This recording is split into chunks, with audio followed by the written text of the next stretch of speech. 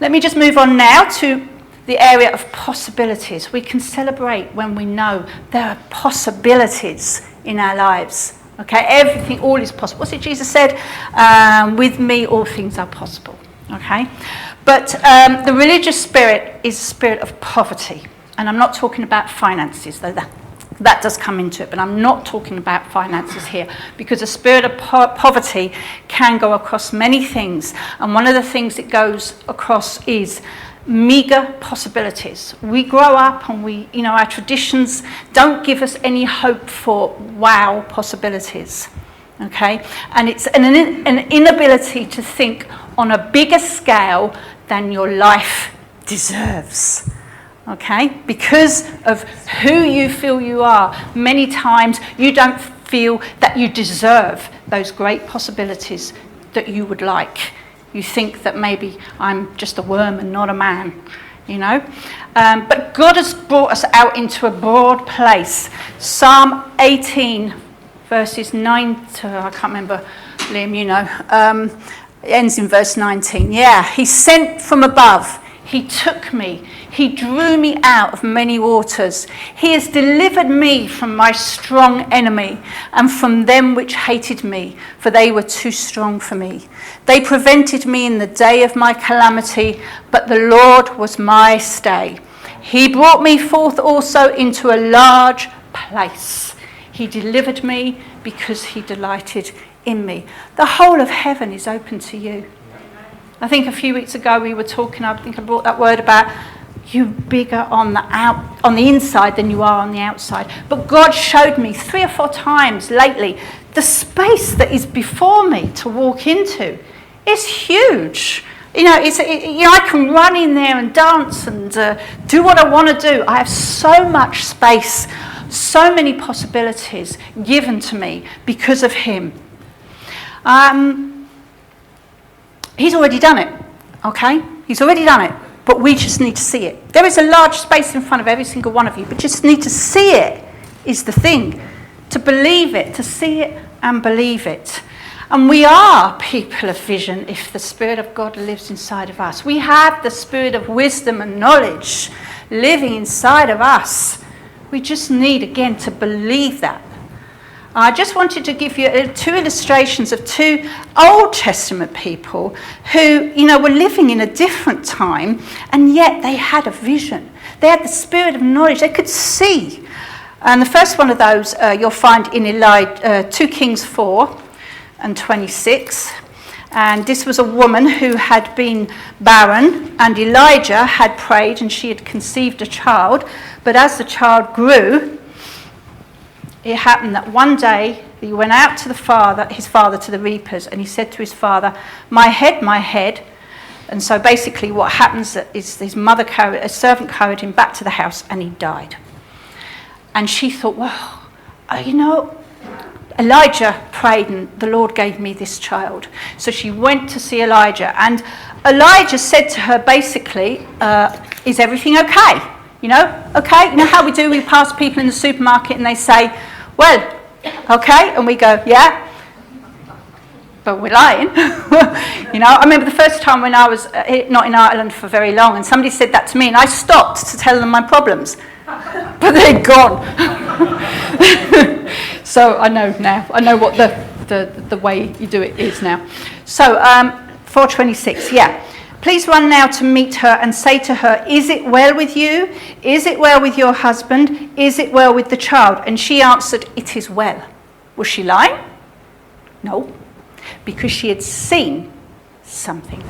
And she had seen that God was going to raise up her child. Okay, so she said, it is well. Well, that's vision. And the next one, and I only saw this recently, and I quite enjoyed it anyway, and that's in Esther 4:14. And that's one of those Bible chapters that run away on you. It's here somewhere. There it is. Okay. Esther 4:14. And this is when Mordecai is telling Esther that her people the whole of the Jews were going to be destroyed, annihilated. And Esther was complaining because Mordecai said, it's up to you to go to the king and get deliverance for us. And she was like, I can't do that, I can't do that. That would be me. But he said, if you remain completely silent at this time, relief and deliverance will arise for the Jews from another place. Okay, it's that bit that I wanted to point out. Well, hope was there in the natural. And yet Mordecai had seen.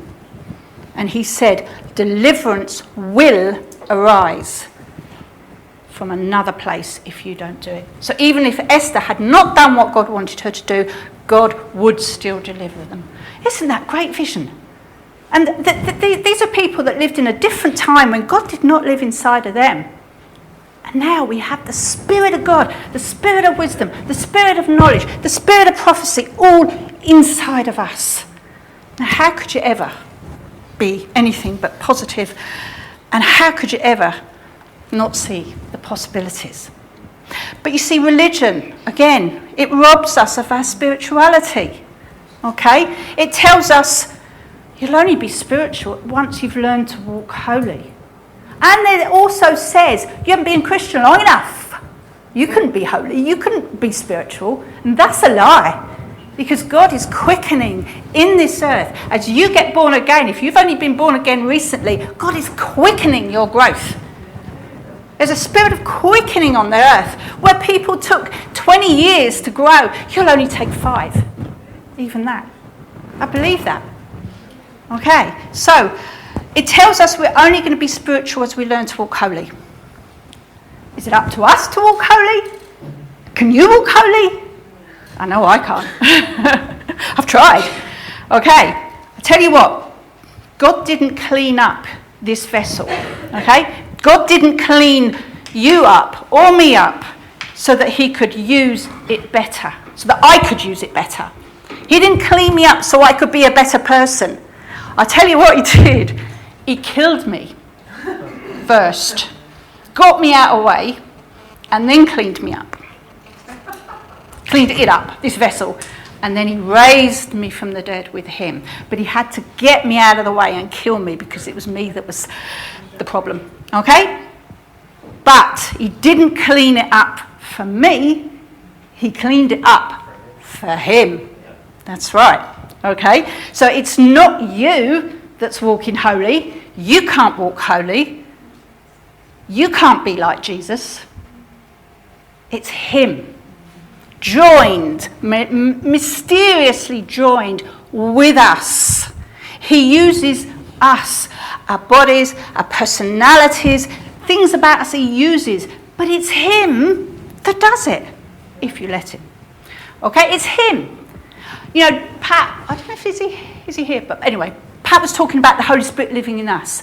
And he does. But don't forget, the Holy Spirit is the Spirit of Jesus. It's Jesus living inside of us.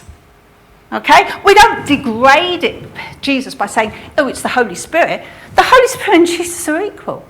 But it's Jesus living inside of us. And we are in him. Okay, there's that mysterious intertwining. So when we know it's Jesus living inside of us, and he is joy, and he is love, and he is peace, and he is patience, and he is all of those things, he celebrates, then we can celebrate because we tap into him. We can be at peace because we tap into him. We can have joy. We can love because we tap into him. Okay?